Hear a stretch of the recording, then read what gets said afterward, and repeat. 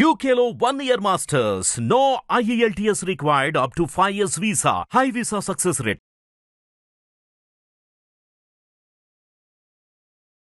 నమస్కారం. మా ఛానల్ ప్రేక్షక మిత్రులందరికీ కూడాను పేరు పేరున దసరా శుభాకాంక్షలు. మీరందరూ కూడాను ఆ అమ్మలగా ఉన్న ఆ అమ్మవారి యొక్క పరిపూర్ణమైనటువంటి అనుగ్రహంతో మీరు అందరూ ఆయురారోగ్య ఐశ్వర్య భోగభాగ్యాలతో ఉండాలని మనస్ఫూర్తిగా ప్రార్థన చేస్తున్నాను. మా ఛానల్ చూస్తున్నటువంటి ప్రతి ప్రేక్షక మిత్రులు మీ జీవితంలో విజయదశమికి ఎన్నో విజయాలు రావాలని మనస్ఫూర్తిగా కోరుకుంటున్నాం. మా ఛానల్ని కాస్త సబ్స్క్రైబ్ చేయండి, మీ మిత్రులకు కూడా కాస్త షేర్ చేయండి. ఈరోజు మనం తెలుసుకోవాల్సినటువంటి ఒక ముఖ్యమైన విషయం ఏమంటే, హిందువుల యొక్క ప్రధానమైనటువంటి పండుగ అది ఏదైనా ఉందంటే విజయదశమి. అన్నదమ్ములు, అక్కచెల్లెలు, కుటుంబం అంతా కూడా కలిసి ఒక 10 రోజులు పండుగగా జరుపుకునేటువంటి ఒక మహోత్తరమైనటువంటి దసరా. 10 రోజులు అద్భుతంగా పిల్లలకి కాలేజీ, స్కూల్ అన్ని లీవులే, అద్భుతంగా ఉంటుంది. ఈ పండుగ గురించి మనం కొంచెం డెప్త్గా కొంచెం విశ్లేషించుకుంటాం. ఈ యొక్క ఎపిసోడ్లో మనం ఏం చేస్తున్నాం, శరదృతువు ప్రారంభంలో వచ్చే పండుగ కనుక ఈ పేరు శరన్నవరాత్రిగా వచ్చిందనమాట. దీని ప్రజలందరూ అంగరంగ వైభవంగా, ప్రతి భక్తులు అంగరంగ వైభవంగా దీన్ని జరుపుకుంటూ ఉంటారు. ఆశ్వయుజ శుద్ధ పాడ్యమి నుండి 9 రోజులు దేవీ నవరాత్రులు, 10వ రోజు విజయదశమి కలిసి దసరా అంటారు. ఈ దసరాత్రి అనే పదానికి వ్యవహారానికి ఈ దసరా అని చక్కగా మనకు హైందవ సంప్రదాయంలో వచ్చిందనమాట. దీనికి మరో పేరు కూడా ఉంది, దసహరా. అంటే అదే దసరా అయిందని చెప్తూ ఉంటారు. ఈ దసరా అంటే ఏంటి, దశ దోషాలను హరించే ఒక మంచి అద్భుతమైనటువంటి దినాలు కాబట్టి దీన్ని దసహరా అని చెప్పడం జరిగింది. ఇందులో ఆ దశదోషాలు ఏంటి, కామం, క్రోధం, క్రూరత్వం, ద్వేషం, దురాశ, అసూయ, ఆవేశం, గర్వం, మోహం, స్వార్థం. ఈ 10 దుర్గుణాలని దశ హరించేటువంటి ఒక పర్వదినం కాబట్టి ఇది దసరాగా మారింది. ఈ 10 పాపాలకి మూలమేంటి, అహంకారం. నాకు అన్నీ తెలుసు అనేది మనలోని నిండి ఉన్న అంతఃశత్రువులైనటువంటి ఆ గుణాలన్నింటినీ ప్రాళదోలి అహంకారం, అజ్ఞానం మీద సాధించి విజయాలకు ప్రతీతిగా నిలబడుతుంది కాబట్టి అది విజయదశమిగా మారింది. దసరాగా పిలువబడే ఈ పర్వదినాల్లో అమ్మవారిని అత్యంత భక్తి శ్రద్ధలతో ఊరు వాడ అద్భుతంగా చేసుకుంటూ ఉంటారు. 9 రోజులు 9 అవతారాల్లో అమ్మవారిని అలంకరిస్తారు. నవరాత్రుల్లో దేవిని పూజిస్తే 10 జన్మల పాపం పోతుందని పురాణాలు చెప్తున్నాయి. దేవీ శరన్నవరాత్రుల్లో అధర్మంపై ధర్మం గెలిచినట్టు నిర్వచనాలు ఉన్నారు. ఈ పండుగ మొదటి 3 రోజులు పార్వతీదేవికి, ఇది బాగా గుర్తుపెట్టుకోండి, 9 ఎలా డివైడ్ అయిందో, తర్వాత 3 రోజులు లక్ష్మీదేవికి, తర్వాత 3 రోజులు సరస్వతీదేవికి పూజలు నిర్వర్తిస్తారు. ఈ సమయంలో పూజలు విద్యార్థులు తమ పుస్తకాలు ఉంచుతారు. విద్యాభ్యాసంలో చక్కగా వారి యొక్క ఫ్యాక్టరీస్లో లేకపోతే పనిముట్లకో అన్ని వస్తువులకన్నిటికీ కూడాను, వారి వాహనాలకన్నిటికీ కూడా పూజలు చేస్తుంటారు. కొంతమంది బొమ్మ కొలువులు పెట్టుకుంటారు. ఆలయాలకి అమ్మవారికి ఒక్కొక్క రోజు ఒక్కొక్క అలంకారం చేస్తారు. ఇలా ఒక్కొక్క అలంకారం చేస్తారు కదా. ఈ 9 రోజులు 9 అలంకారాలు చేస్తారు. మరి ఆ రోజుల్లో ఏ నైవేద్యాలు కూడా పెడతారు, ఏ అలంకారం చేస్తారు అది కూడా తెలుసుకుందాం. మొదటి రోజు శైలపుత్రిగా, పాడ్యమి రోజు విశేష పూజలు చేస్తారు. ఆ రోజు పాడ్యమి రోజున శ్రీ దుర్గాదేవిని చలిమిడి వడపప్పు పాయసంతో నైవేద్యం చేసుకుంటారు. మరి రెండవ రోజు వచ్చేటప్పటికి బాలా త్రిపుర సుందరీ దేవిగా ఈరోజు కుమారి పూజ చేస్తారు. విధి రోజు బాలా త్రిపుర సుందరి దేవి తీయటి బూందీ, శనగలు నైవేద్యం పెడుతుంటారు. 3వ రోజు గాయత్రీదేవి, అన్ని మంత్రాలకు మూఢశక్తి అయింది గాయత్రీదేవి కాబట్టి మంత్ర జపంతో చతుర్వేద పుణ్యం దక్కుతుందని ఆ రోజు గాయత్రీదేవికి రవ్వ కేసరి పులిహోర నైవేద్యంగా పెడతారు. 4వ రోజు లలితాదేవి, ముఖ్యంగా చెరుకు గడం ధరిస్తే దేవి అనుగ్రహం కోసం సుహాసిని పూజలు చేస్తుంటారు. లలితా సహస్రనామం చేసి కుంకుమార్చన అన్ని కూడా చేస్తూ ఉంటారు చక్కగా. ఆ రోజు పొంగళి, అన్నపూర్ణాదేవిగా ఉంటారు కాబట్టి పొంగళి పెడుతూ ఉంటారు. 5వ రోజు సరస్వతీదేవి, మూలా నక్షత్రం రోజు నిర్వహిస్తారు. భక్తులు అజ్ఞానం తిమిరాన్ని తొలగించడానికి ఉంటుంది. ఈ లలిత పులిహోరను పెసర బూరెలు కూడా దానికి పెట్టవచ్చు అని అంటారు. 6వ రోజు అన్నపూర్ణాదేవి, ప్రాణకోటికి జీవనాధారం, సాక్షాత్ పరమశివుడికే అన్నదానం చేసినటువంటి ఒక అమ్మ. అలాంటి రోజు బెల్లం లేదా పంచదారతో చేసిన క్షీరాన్నాన్ని నైవేద్యం చేయొచ్చు అంటారు. తర్వాత 7వ రోజు మహాలక్ష్మిగా గజరాజు సేవిస్తుండగా అమ్మవారి దర్శనం కలుగుతుంది. డోలాసురుడు అనే రాక్షసుని సంహరించి శరన్నవరాత్రుల్లో మహాలక్ష్మిని పూజిస్తే సర్వమంగళ యోగాలు దక్కుతాయి. ఆ రోజు అమ్మవారికి కొబ్బరి, శనగపప్పు, బెల్లము ఇవన్నీ కూడాను పెట్టి అమ్మవారికి ఇష్టమైనటువంటి చక్కెర పొంగలి, దద్యోదనం, పులిహోర నైవేద్యం పెడితే చాలా విశేషంగా ఉంటుంది.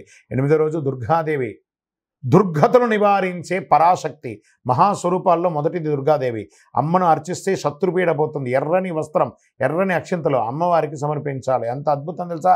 ఆ రోజులో అమ్మవారికి ఆ దుర్గాష్టమి రోజు గారెలు, నిమ్మరసం కలిసి అల్లం ముక్కలన్నీ పెడతారు. అదే రోజు కొన్ని ప్రాంతాల్లో అద్భుతంగా దుర్గాష్టమి చాలా విశేషంగా చేస్తారు. ఇంకో కొన్ని ప్రాంతాల్లో, మన తెలంగాణ ప్రాంతంలో అయితే ఏం చేస్తారంటే సద్దుల బతుకమ్మ అంటే చాలా విశేషం.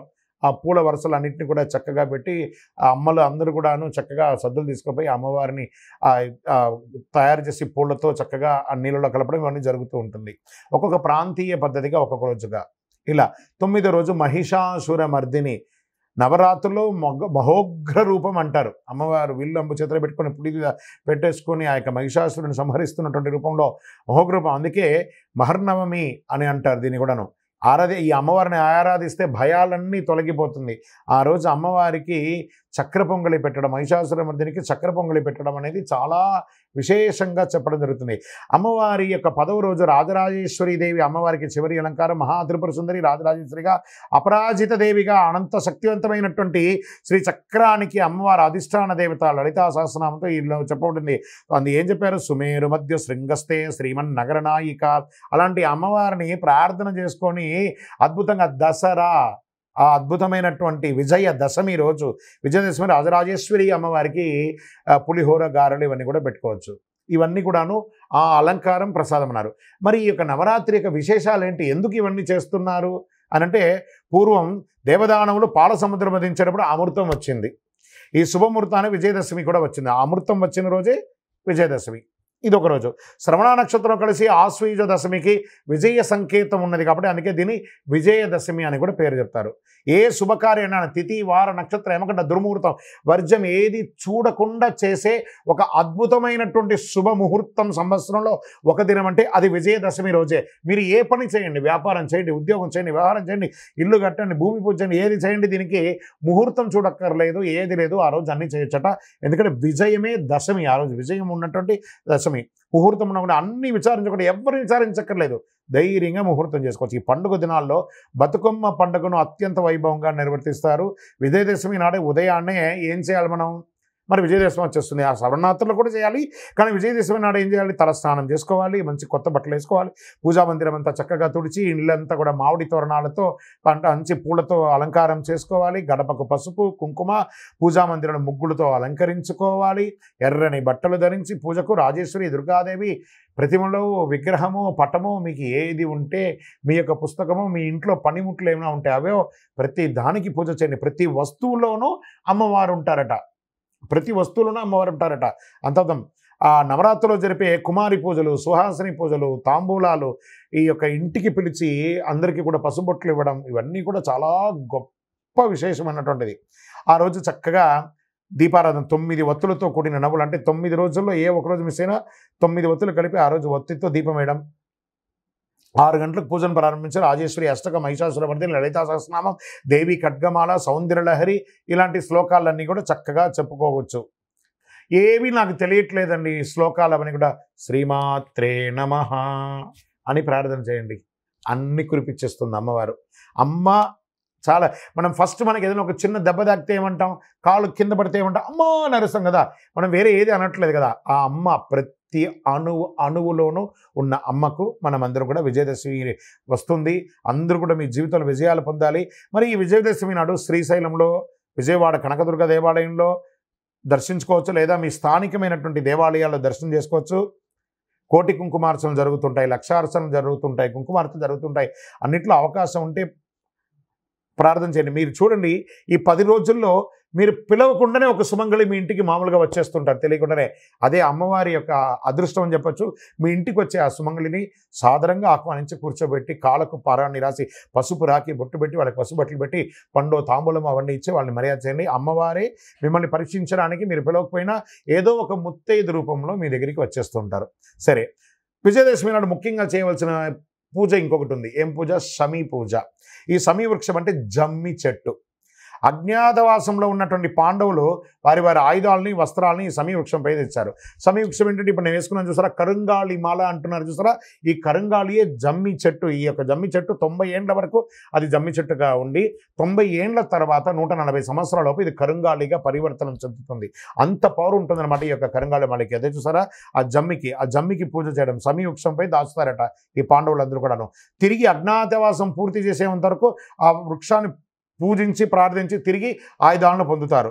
అది అద్భుతం. ఆ జమ్మికి ఆ పవర్ ఎలా వస్తుంది, శక్తి, జయించే శక్తి ఎలా వచ్చిందంటే కరుంగాళికి ఇదే అనమాట. పాండవుల దగ్గర నుంచి కూడా ఇది వచ్చింది. సో ఆ వస్త్రములు కూడా ఆ జమ్మి వృక్షంలో దాచారట. అపరాజితాదేవి ఆశీస్సులతో కౌరవులపై విజయం సాధించారని పురాణాలు కూడా చెప్తున్నాయి. అలాగే శ్రీరాముడు విజయదశమి రోజున అపరాజితాదేవిని పూజించి రావణుని సంహరించిన రోజు కూడా అదే రోజు కూడా కాబట్టి ఆ రోజు కూడా విజయదశమిని కూడా చెప్పారు. మరి సమీ పూజ అనంతరం పాలపిట్టను చూస్తే ఆచారం కూడా ఉంది, అందరికీ కూడా పాలపిట్ట చూడాలని. మరి ఆ రోజు ఏం చేయాలి? సమయతే పాపం సమే శత్రు నివారిణి అర్జునస్య ధనుర్ధారి రామస్య ప్రియదర్శిని అని చెప్పి ఆ రోజు జమ్మి పూజ కూడా చేసుకుంటారు. ఆ చెట్టుకు ప్రదక్షిణాలు చేస్తూ పై శ్లోకాలని స్మరిస్తూ ఆ శ్లోకాన్ని రాసుకున్న చీటీలు లేదా మన యొక్క కోరికలు ఏదైనా ఉంటే దాన్ని తీసుకొచ్చి ఆ జమ్మి చెట్టుకి అందరూ పెడుతూ ఉంటారు. ఇది కొన్ని ప్రాంతాల్లో ఉంటుంది, కొన్ని ప్రాంతాల్లో అదే అంత పవర్ఫుల్ అండి. కరుంగాళియే జమ్మి.